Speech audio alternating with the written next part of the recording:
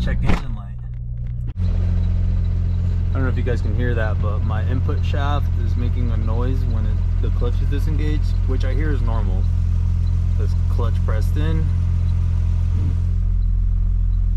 and then the clutch is out.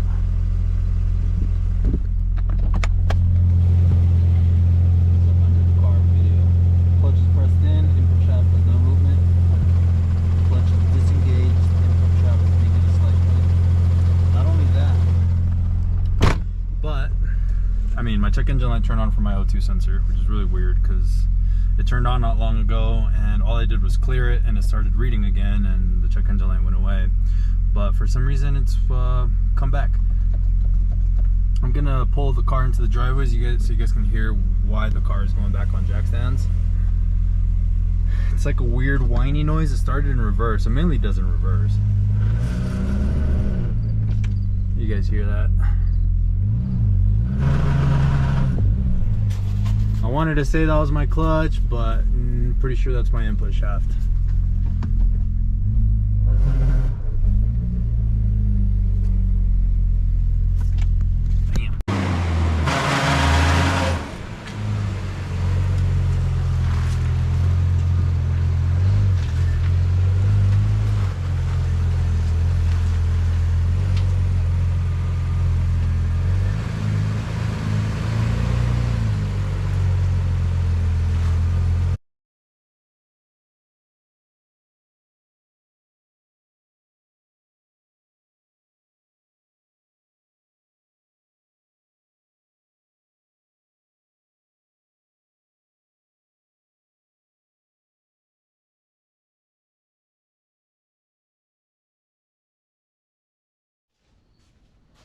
Well guys, I got the bumper off, car's back on jack stands. I'm gonna try to get this knocked out fairly quick. I'm not gonna rush it and do it in a day or a weekend, but I'm gonna start taking it apart when I can after work. And since I'm gonna try to do it quickly, I'm not really gonna be vlogging anything as there's nothing to really vlog. I am on my stage 3 too now. I did get a 20-pound map, maybe 2 revisions on that map. And I just wanted to make sure that the clutch that I have now is going to hold up to the 20 psi of the stage 3, and it seems to be holding up fine. So I'm just gonna get up to there and then swap out the transmission. My friend Jake that I got this trans from is going to give me a replacement one, so I'm going to be swapping that out as soon as I can, get this thing back on the road before it gets cold. It's September here in Colorado, or it's October here in Colorado, and the weather's already starting to get pretty chilly, so I'm gonna try to take advantage of the heat while we still have it. So hopefully I get this done in a week. Got my front end removed. You guys can see my pretty little intercoolers still in good condition. I mean, obviously they're brand new. I did remove my bipipes already, and it's looking really clear in there. No oil. I mean, maybe there's a little bit of like wetness right there, but it's nothing crazy. It's probably just from the piping and all that stuff that I had from my previous turbos. Plus maybe a little bit is normal. I don't know. I mean, you do have stuff like your crankcase pressure relief system and stuff like that. I wasn't gonna vlog this, but honestly I'll just make this a short vlog with little updates.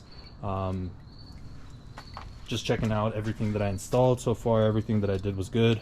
I removed my bipipe, got a little excited and kind of yanked on it, and I forgot that it was actually hooked up properly because I had removed the bolt there and it wasn't there when I got the car, but when I put everything back on I installed it. Shouldn't have done it. I guess there's a reason this side's also broken, but I got that one like that. Anyway, time to pull this sucker out. The motor's ready to pull out. So far I've removed my alternator, that way I can remove all the wires that go there so I can pull the motor out. So that was necessary.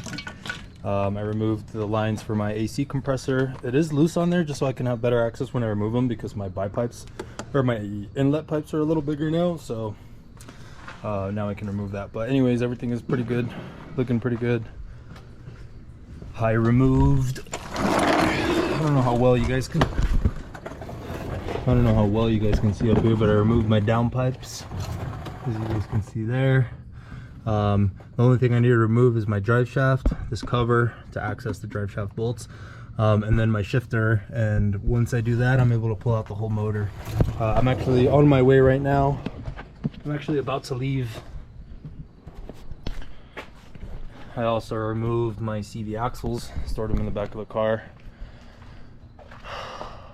I'm on my way to go pick up the other transmission that I'm going to be getting. And then tomorrow evening after work, I'll be able to pull the motor out and maybe just pull it out or swap the transmission and then get it back in. I am waiting on new O2 sensors, so actually I'm not going to be able to put that on yet. Ordered them on ET spec. They're out of office right now, so I'm gonna have to wait to get those. Maybe next weekend I'll be able to put the car back together and maybe button it up throughout the following week. But it's whatever. I was bummed out, and then you start it, and done it once before. It's pretty easy the second time around. You know all the tips and tricks. As you guys can see, I always do put green frog tape on anything that I don't want foreign objects getting into. Oh fuck. Yeah, and I use a green bright tape. It could be blue, it could be any color. That way I just ensure that I'm never gonna miss any hoses or anything. The smallest thing I put it on, even on the power steering hose, the hard line back here.